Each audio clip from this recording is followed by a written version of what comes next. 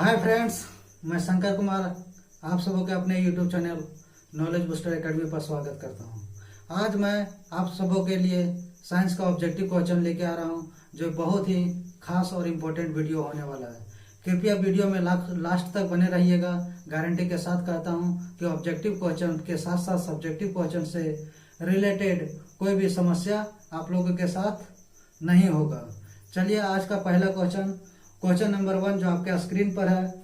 चाल समय ग्राफ के नीचे का क्षेत्रफल मात्रक में निरूपित किया जाता है। जैसे कि चाल समय ग्राफ के नीचे का क्षेत्रफल, तो चाल का मात्रक क्या होता है? मीटर पर सेकेंड। चाल का मात्रक क्या होता है? मीटर पर सेकेंड। समय का मात्रक क्या होता है? सेकेंड। समय का मात्रक क्या होता है? सेकेंड। अब दोनों का क्षेत्रफल अर्थात चाल गुनी समय, दोनों का क्षेत्रफल मतलब चाल गुनी समय, और चाल गुनी समय निकालिएगा तो इसका आंसर क्या होगा? मीटर पर सेकेंड गुनी सेकेंड। सेकेंड से सेकेंड कट जाएगा, बचा क्या? मीटर। अर्थात चाल समय ग्राफ का क्षेत्रफल निकालने पर उसका जो मात्रक होगा क्या होगा? मीटर होगा। और मीटर किसका मात्रक होता है? तो मीटर साथ ही साथ दूरी का मात्रक होता है एवं विस्थापन का भी मात्रक होता है। मीटर किसका मात्रक होता है? दूरी का मात्रक होता है और विस्थापन का मात्रक होता है। चलिए नेक्स्ट क्वेश्चन, दूसरा नंबर। यदि दो राशियों का परस्पर ग्राफ सरल रेखा हो तो दोनों राशियां क्या होती है? जब कोई दो राशियां का ग्राफ सरल रेखा होगा तो दोनों राशियां अनुक्रमानुपाती होती है। ऑप्शन नंबर सी आपका सही है। क्वेश्चन नंबर 3, निम्नांकित में कौन सही है? आपको 4 ऑप्शन दिया गया है और चारों ऑप्शन में पूछा गया है कि कौन सा सही है। तो इसमें सही आपका क्वेश्चन ऑप्शन नंबर 1 है। ऐसा क्यों? क्योंकि V बराबर U प्लस AT होता है। V बराबर क्या होता है? U plus AT। V कहते किसको हैं? तो V कहते हैं लास्ट वेलोसिटी को। लास्ट वेलोसिटी इसका मतलब होता है अंतिम वेग। इसका मतलब क्या होता है? अंतिम वेग। U किसको कहते हैं? इनिशियल वेलोसिटी को। U किसे कहते हैं? Initial velocity. इसका मतलब क्या हुआ? प्रारंभिक वेग। प्रारंभिक वेग। और ये मतलब होता है एक्लीरेशन जिसको कहते हैं त्वरण। और टी मतलब टाइम अर्थात समय। चलिए मैं एक क्वेश्चन से आपको 5 क्वेश्चन कवर करता हूं। जैसे वेलोसिटी, अंतिम वेग पूछेगा वेग का मात्रक क्या होता है? तो वेग का मात्रक मीटर पर सेकेंड। ये भी इनिशियल वेलोसिटी है, प्रारंभिक वेग, तो इसका भी मात्रक क्या होता है? वेग का मात्रक मीटर पर सेकेंड। एक्लीरेशन त्वरण का मात्रक क्या होता है? तो त्वरण का मात्रक होता है मीटर पर सेकेंड स्क्वायर। त्वरण का मात्रक क्या होता है? मीटर पर सेकेंड स्क्वायर। टाइम का मात्रक क्या होता है? सेकेंड। टाइम का मात्रक क्या होता है? सेकेंड। अब क्वेश्चन एक और पूछ सकता है। इसमें क्वेश्चन पूछेगा कि जो वेलोसिटी है, वेग सदिश राशि है या अदिश राशि है? तो वेग सदिश राशि है। वेग कैसी राशि है? सदिश राशि। सदिश राशि कहते किसे हैं? कौन है? सदिश राशि का अर्थ क्या होता है? तो वैसी राशि जिसको व्यक्त करने के लिए परिमाण के साथ साथ दिशा की भी जरूरत पड़ती है, उसे सदिश राशि कहते हैं। अब बच गया अदिश राशि। तो अदिश राशि किसे कहते हैं? तो वैसी राशि जिसको व्यक्त करने के लिए सिर्फ परिमाण की जरूरत होता है, अर्थात सिर्फ परिमाण का जरूरत होता है, उसे अदिश राशि कहते हैं। अब इसमें पूछेगा कि वेग सदिश राशि या अदिश राशि? तो वेग सदिश राशि है। एक्लीरेशन त्वरण कौन सी राशि है? तो आपका जवाब होगा त्वरण भी सदिश राशि है। त्वरण निकाला कैसे जाता है? तो त्वरण इसी फॉर्मूला से हम आपको निकाल के बताते हैं कि त्वरण निकाला कैसे जाता है। चलिए देखिए कि त्वरण निकालने का कैसे हम निकालते हैं। एक फार्मूला को याद रखिएगा, एक फार्मूला से डिराइव करने यदि सीख जाइएगा तो आपको इससे कई फार्मूला निकालना सीख जाइएगा। जैसे भी है, आप ये क्या है, इक्वल का साइन है, इक्वल का इधर इसको LHS बोला जाता है और इधर RHS बोला जाता है। LHS में कोई भी वस्तु, कोई भी यूनिट यदि प्लस में रहे तो उधर जाएगा माइनस में, इधर RHS में प्लस में रहे तो उधर जाएगा माइनस में, अर्थात U इधर क्या चीज में है, प्लस में। तो आपका जवाब होगा, इसको RHS से LHS में लेके आएंगे तो ये क्या चीज में आएगा, माइनस में आएगा। अब बच क्या गया RHS में, AT बच गया। क्या बच गया, AT। चलिए हमको निकालना क्या है, एक्लीरेशन निकालना है, त्वरण निकालना है। त्वरण मतलब ये। अब आपसे पूछा जाएगा कि A और T के बीच में रिलेशन क्या चीज का होता है, तो A और T के बीच में रिलेशन इनटू का होता है, गुना का। अब T को हम क्या करते हैं, RHS से LHS की ओर लेके आते हैं, तो ये क्या होगा, V माइनस U बटा T, अर्थात T गुना में है तो कहाँ चला जाएगा, भागा में। अब एक्लीरेशन त्वरण बराबर क्या होता है, V माइनस U बटा T, V माइनस U बटा T।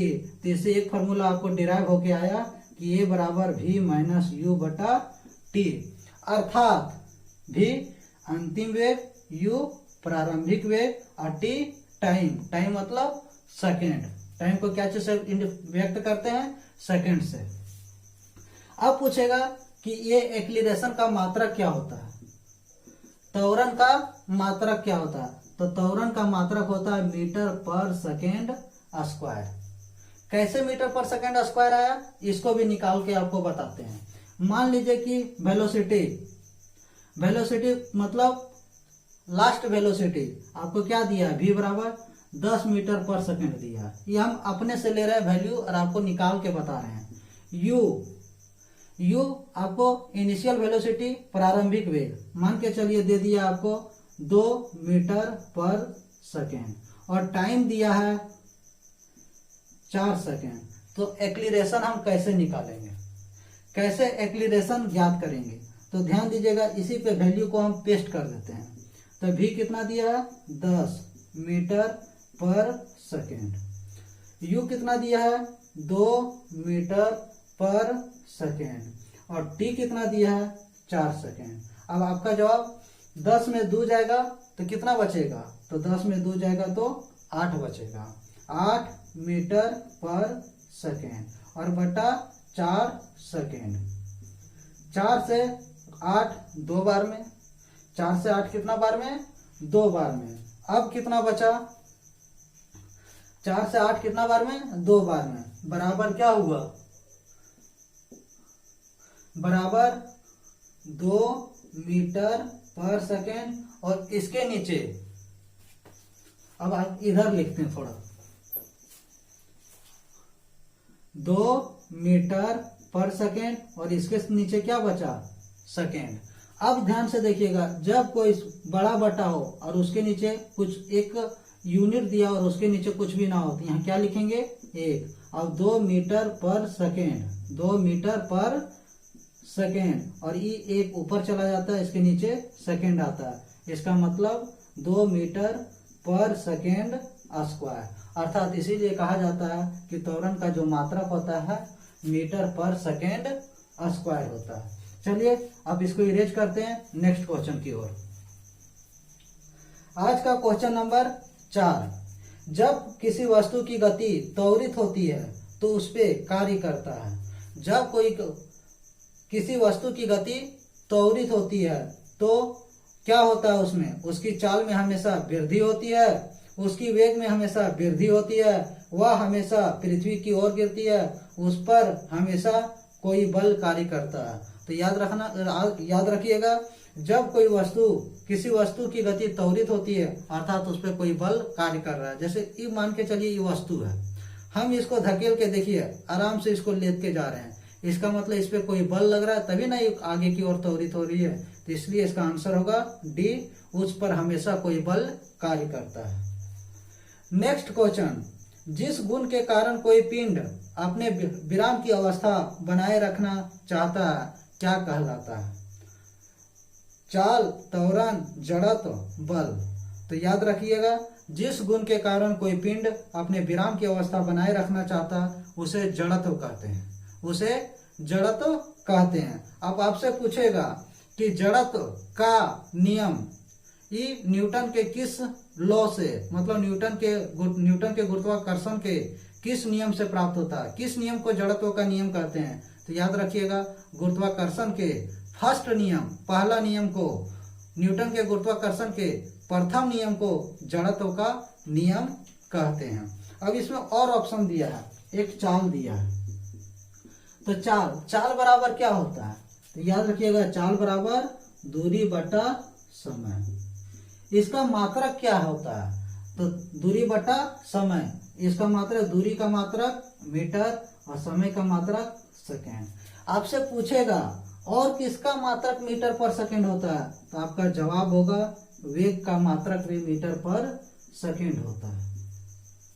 जब चाल का भी मात्रक मीटर पर सेकेंड, वेग का भी मात्रक मीटर पर सेकेंड, तो दोनों में समानता क्या होता है कि दोनों का मात्रक जो होता है मीटर पर सेकेंड होता है। तो दोनों में अंतर क्या होता है?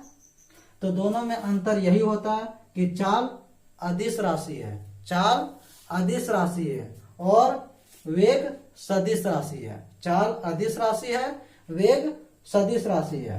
नेक्स्ट ऑप्शन दिया है इसमें बल। नेक्स्ट ऑप्शन दिया है इसमें बल। तो बल का मात्रक क्या होता है? बल को निकालने का सूत्र क्या बराबर होता है? m गुनी ये। m कहते किसको? तो m मतलब होता है मास, मास मतलब द्रव्यमान, जिसे हम क्या चीज में व्यक्त करते हैं? केजी में व्यक्त करते हैं। नेक्स्ट है ये मतलब एक्लीरेशन, एक्लीरेशन मतलब इसका हिंदी त्वरण, एक्लीरेशन मतलब त्वरण। इसको क्या चीज से व्यक्त करते हैं? तो इसको व्यक्त करते हैं मीटर पर सेकेंड स्क्वायर। अब बल निकालने के लिए यदि बोलेगा तो आप क्या कीजिएगा?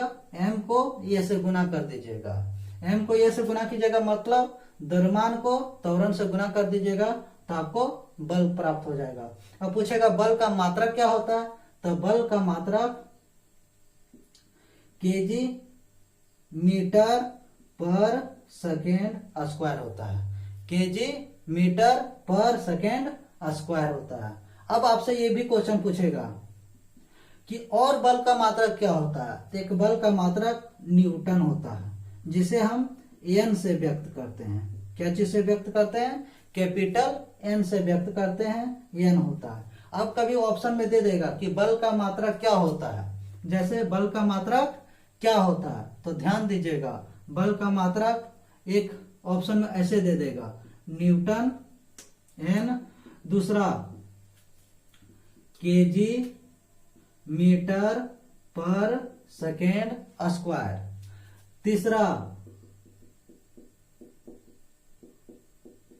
दोनों और चौथा नन। आप भूल से भी न्यूटन को सिर्फ सामने देख के टिक करके मत आ जाइएगा, इससे क्या होगा? आपका आंसर गलत हो जाएगा। आराम से शांति से क्वेश्चन को पढ़ लीजिएगा कि क्या क्या दिया है। न्यूटन भी है, केजी मीटर पर सेकेंड स्क्वायर भी है और साथ ही साथ दोनों भी है, ये दोनों सही होगा। चलिए आज का नेक्स्ट क्वेश्चन फिर, प्रत्येक क्रिया के समान एवं विपरीत प्रतिक्रिया होती है, यह गति का कौन सा नियम है? मतलब क्रिया के विपरीत प्रतिक्रिया, क्रिया के विपरीत प्रतिक्रिया का चर्चा न्यूटन के किस नियम में है? तो याद रखिएगा, क्रिया के विपरीत प्रतिक्रिया की चर्चा न्यूटन का तृतीय नियम में है। न्यूटन का कौन सा नियम? तृतीय नियम। तृतीय नियम आपको कहाँ देखने को मिलता है? न्यूटन के तृतीय नियम, जैसे बंदूक से गोली छोड़ते हैं, जब बंदूक से गोली छोड़ते हैं तो क्या होता है? बंदूक की गोली आगे की ओर, लेकिन बंदूक पीछे की ओर। ये न्यूटन के तृतीय नियम के अनुसार है।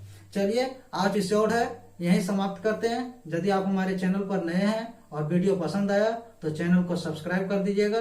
कोशिश करेंगे कि इसी तरह का वीडियो आप लोग के लिए ऑब्जेक्टिव क्वेश्चन की सीरीज डेली लेके आए। धन्यवाद। जय हिंद।